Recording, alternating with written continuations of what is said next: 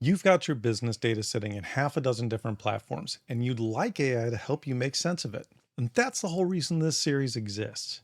We're building something I'm calling your AI Data Workshop, and it runs on 5 letters: STOCK. That stands for source, transfer, organize, context, and keep current.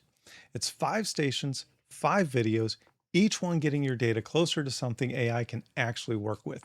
And today is station 2, the T, transfer. If you've been through station 1, you've already walked your platforms and written down what data you have and where it sits. Now we get it out of those platforms and into a file that you can actually open. And if you haven't seen station 1, you're still going to be able to follow this station start to finish. Now, transfer exists because of one hard limit that catches almost everybody. The data sitting inside a platform can't be analyzed. Your AI cannot reach into your store dashboard or your email platform or your ad manager and pull the numbers out on its own. And even when a platform advertises some kind of an AI connection or MCP server, that connection is usually built for running your day to day operations, not for handing your numbers over so you can analyze them. So, this video is about one thing, which is getting your data out of the platform and into a file you can open. We're not locating where your data is because that was station 1. We're not naming files or deciding where they go because that's station 3, organize, and it's the next video. No, this one ends the moment the file is sitting on your computer and you've written down what it is. Now, by the end, you'll know the 4 decisions to make before you ever click that export button. You'll know how to find the button on a platform you've never exported data from, and how to tell whether what came back is actually what you asked for. Because plenty of exports come back wrong, and almost none of them are going to tell you. Now, every export screen you'll ever look at asks you for some version of the same 4 things. And most people will click straight through them, and that's usually where the trouble starts. So let's take them one at a time. Okay, now decision 1, which export?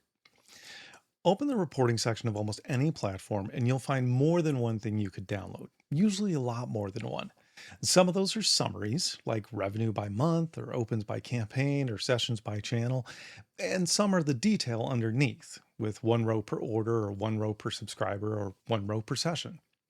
You're going to want to take the detail almost every time.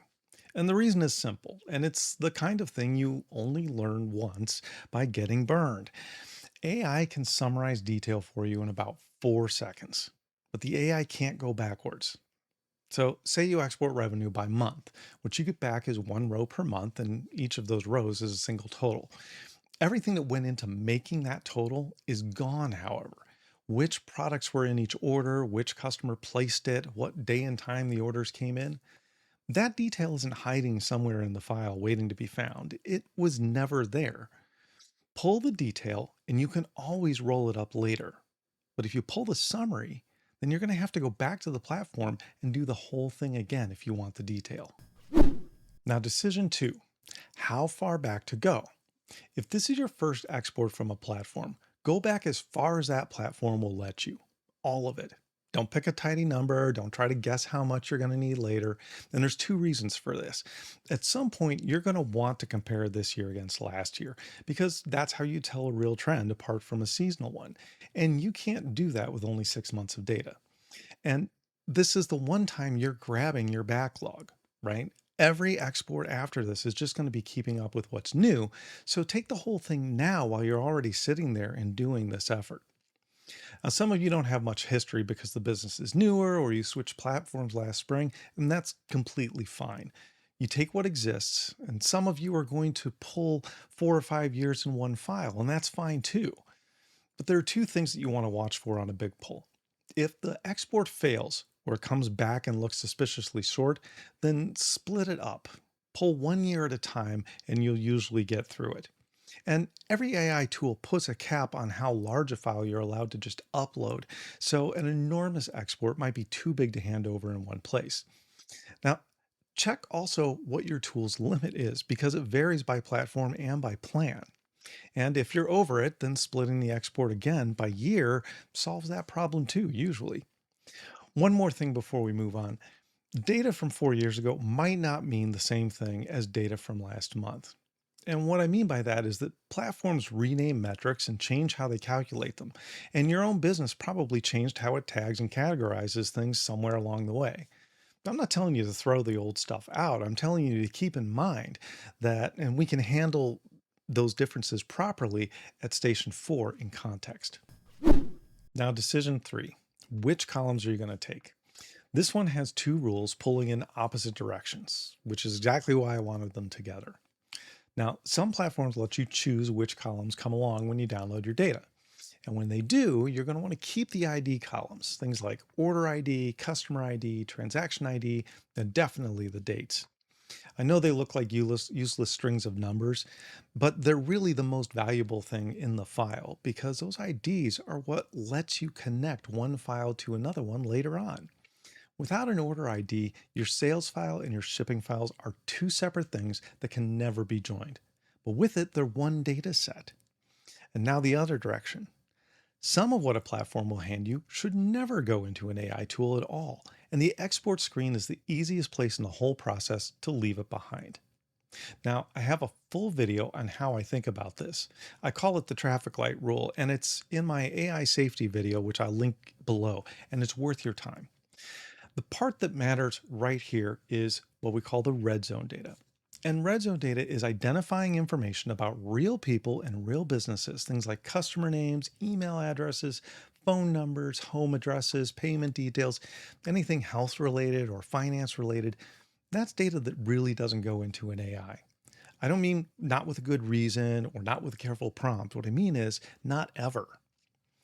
So when the export screen offers you customer emails and full names and street addresses, and the question you're answering doesn't need them, uncheck those right there. The cleanest way to keep that data out of an AI tool is to never download it in the first place. You spend 2 seconds now. Stripping it back out of a file afterwards takes a lot longer, and you're probably going to miss something. So just be safe and get rid of it now. Now, decision 4 is what format do you want your data in? Take CSV if it's offered. Now, CSV stands for comma separated values, and that's exactly what it is. A plain text file where every value in a row is separated by a comma. There's no formatting, no formulas, no colors, nothing but the data itself.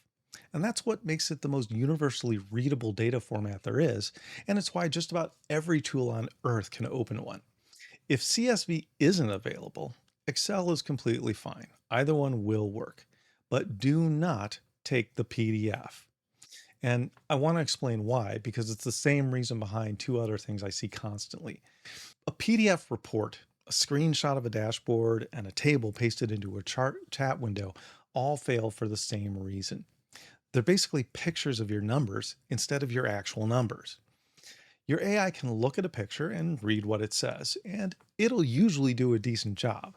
And it will also occasionally read a 6 as an 8 and hand you an answer that's built on numbers that you never actually had. You want the actual data in an actual file where nothing has to be interpreted. If PDF is the only download option you see on the screen in front of you, don't accept that as the final answer. Go looking somewhere else in the platform for the underlying table. It's almost always there, usually one level deeper in the reporting section. Those are the 4 decisions you'll make on every export you pull. Now, finding that export button in the first place is its own small challenge, and I want to help you with that too, even though I can't give you step-by-step instructions for your specific platform. I mean, there are thousands of platforms out there, and you're all using something different. There is a pattern, however, and once you understand it, you'll find the button on almost anything. Now, export controls live in one of 4 places typically. A reports or analytics section, which is the most common by a large margin. A toolbar sitting above a list of things like your order list or your customer list. Your settings or admin area, or an account and privacy section where a lot of platforms tuck away a little download your data option that they're legally required to offer you. Now, the words to scan for are export, download, download CSV, get report, share, or a small downward pointing arrow with no words attached to it at all. Share is the one that catches people, so I want to be sure to flag it here. Plenty of platforms bury the download behind a share button because, as far as they're concerned, Emailing a report and downloading a report are the same kind of task. You'll see exactly that in the demo in a minute. And honestly, the fastest way to find it isn't hunting through menus. Go to the platform's own help documentation and search for Export CSV. You'll get a page with the exact click path written by people who just built the thing. And that works on the first try far more often than clicking around does. Now, what if there's no export at all? It happens usually on smaller or older tools, but before you give up, check whether that same data lives somewhere else too. Your payment processor often has your transaction detail even when your storefront won't hand it over. Your email platform might have engagement numbers your website tool is holding hostage. It's funny how data has a way of existing in more than one place, so be sure to check. Hey, if this is useful to you, hit the like button. It genuinely helps other small business owners find this stuff. And subscribe if you want the rest of the series, because we're building all 5 stations one video at a time.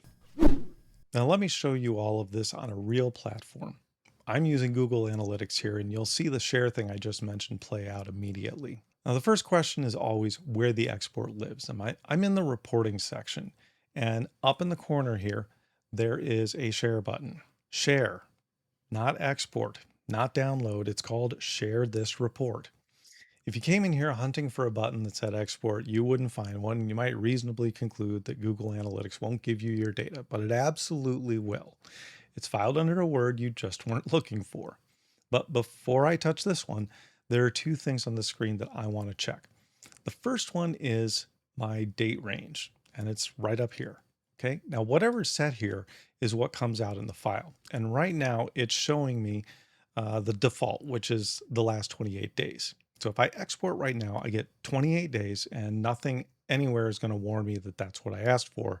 So I'm going to have to set this one deliberately. Now, since this is the first export from this platform, I'm going to go as far back as it will let me. And in fact, what I'm going to do is I'm going to go to January 1st of 2023. And I'm just going to hit apply. And it'll go ahead and update all the data and all the forms and all the reports here. So now I'm looking at actually almost 3.5 years of data. And the second thing I want to check is whether a filter is applied to this report. And that one isn't obvious either just by looking at the screen. You have to come over here to customize reports. That's the pencil icon right here.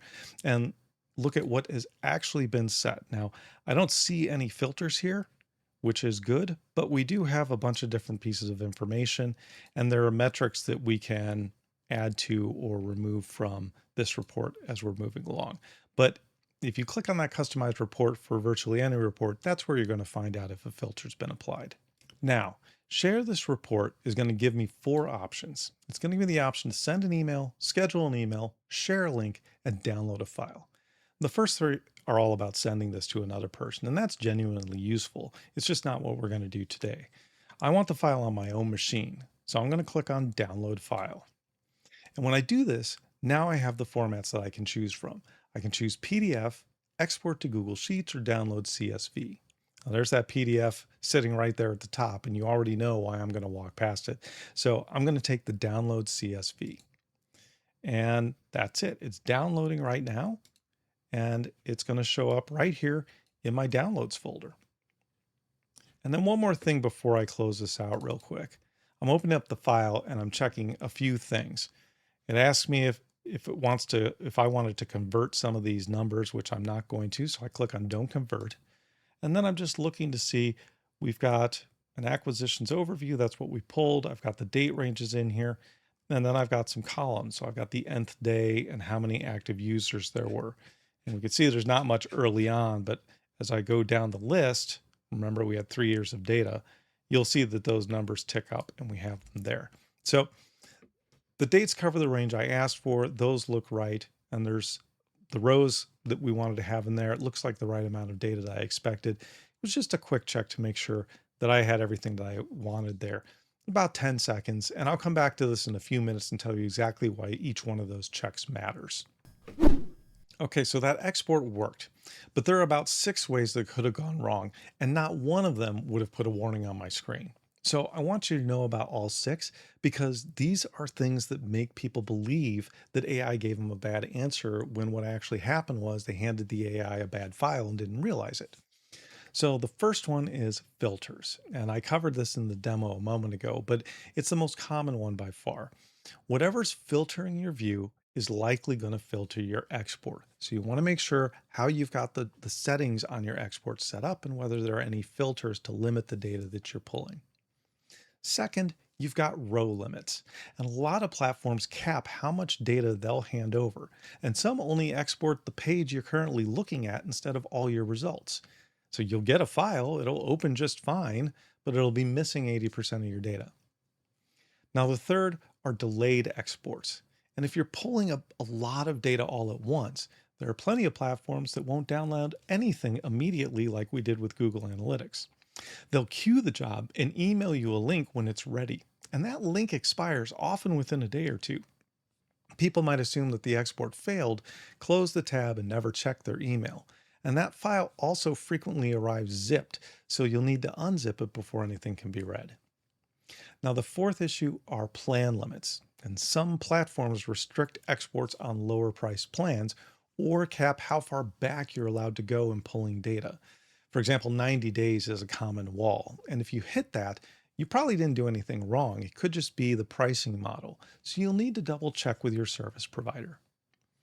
Now, the fifth issue, and this is a sneaky one, is that when you open a file, a CSV file in Excel, Excel will sometimes reformat your data. You might lose things like leading zeros disappearing off the front of zip codes and SKU numbers, or long order IDs get converted into scientific notation and turn into something like 1.23 times 10 to the 12th, or dates get rewritten into some different format entirely. And you saw that happen when uh, Excel asked me a moment ago here, right? It's one of the two things that protects you is that Excel will often ask you first with a prompt about converting the data.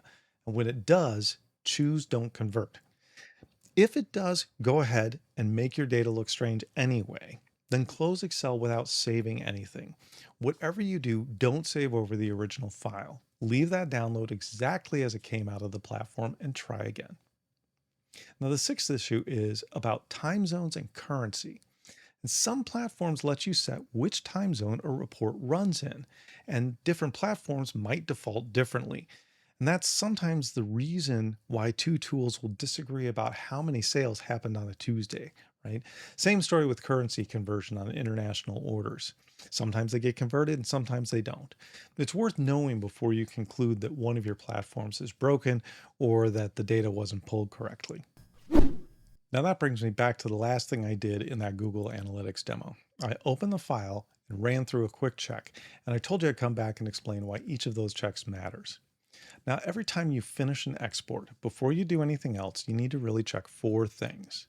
You need to open the file and confirm that there's a header row so your columns are labeled, just like we have here where it shows the nth day and the active users. That's the two column headers that are labeling what those columns are. You're going to want to confirm the date range that matches what you asked for. And here we've got a start and an end date, which shows January 1st, 2023, and then our end date, which is July 20th, 2026. And then you want to compare the number of rows in your file against the number of records the platform showed you on the screen. Now, we didn't see rows shown on the screen, we saw a trend line. But with 3.5 years of data, we should have about 1,300 rows or so. And that's what we have here. We have 1,296 rows. So this last one matters most because it catches row limits and forgotten filters all in one shot. If the platform told you that there were 4,000 orders and your file only has 1,000 rows, something went wrong, and now you know it before you build a decision on top of it. It takes like 30 seconds to check these things, so do it every single time. Now, the last piece of the transfer process is one that people frequently skip. Write down what you pulled. There's four things: what platform it came from, what you exported, what date range it covers, and the date you pulled it, plus the name you gave the file. I know how that sounds. You've got the file. Why write anything down? You can just open it. Sure. Yeah, you can do that. And that's the whole problem because just open it means opening file after file after file until you land on the one that you're after. Now, 3 months from now, you'll have a folder with 15 exports in it, and the file itself won't tell you whether it covers all of last year or only the fourth quarter. It won't tell you whether you pulled it before or after that platform changed its reporting. So you start opening things, and what should have been a 10-second lookup turns into 15 or 20 minutes of clicking around. A log turns that into scanning one page and knowing exactly which file you want without opening anything. It does one other thing for you too. When it's time to pull that same data again next month, you're not standing in front of 12 possible reports trying to remember which one you picked last time. You wrote it down. You do it the same way, and your file stays consistent with each other, which is what makes them comparable. Where that log lives and what you name it and what you name the files is station 3, the organize step of the stock framework. And that's the next video. All I want from you today is that you write down at the file name and all that information at the moment that you pull it. Now, there's one more thing we need to discuss, and it's about restraint. When you go through a platform's reporting section and you see 40 different things that you could download, you're going to feel a pull to just grab all of them because they're there, so why not? Resist that. Pull what serves the questions that you're actually asking and the numbers you're actually tracking. Now, that might be one file or it might be 4 files from 3 different platforms because plenty of real questions can't be answered out of a single tool. For example, if you want to know what it costs you to acquire a customer, that's ad spend from what platform and orders from another, and neither one is going to get you there by itself. And it isn't only about questions. There's a handful of numbers you watch every month, your KPIs, whatever those are for your business. Those are worth pulling on a rhythm, whether or not you have specific questions on that day. It's a completely legitimate reason to export something. What you don't want is the 30 files you grab because they happen to be there. Every file you pull is some file that you're eventually going to feel like you need to pull again and keep current. So 12 files that you use is a manageable habit. 40 files you never open is a part-time job that you accidentally gave yourself. Now, some of you have been sitting there this entire video thinking, this is a lot of clicking. Can't I just automate it? Well, yeah, eventually. There are tools out there that will pull this data on a schedule without you touching anything. And I want to be straight with you about this though. We're not covering automation in this series. That's a separate topic and it's going to get its own videos down the road. And this series is about building the workshop, but to do it, we have to do it by hand first, a few times at least, and not because manual work builds character, but because when you export a file by hand and open it up and look at it, you learn what's actually in your data. You find out your platform calls it sessions instead of visits. You find out that there's a column you didn't know existed. You find out that the numbers don't quite match what the dashboard was showing you, and you figure out why. Now, that knowledge is what makes every analysis after this one better. Automate it on day one, and you'll get files landing in a folder you've never looked at, built on assumptions that you have never checked. And when the analysis comes back wrong, and it will, you won't have a real clue on where to start looking. Do it manually until you thoroughly understand the process and what you're getting back. And once you understand it, automate away. So that's station 2, transfer. It's 4 decisions before you click. Take the detail instead of the summary. Go back as far as the platform will let you. Keep your ID columns and leave your red data behind. Take the CSV, find the button in the reports section or in the help docs, check the file before you trust it, and write down what you pulled. The Build Your AI Data Workshop checklist is linked in the description below, and it walks all 5 stations with templates you can fill in as you go. Now, the next video is station 3, organize, where all these files actually go and what to name them so you can find them again. Subscribe so you can catch it. I'm Rob Fernango, and this is the AI Growth Accelerator. Your data isn't doing you any good sitting in a dashboard, so let's go get it out.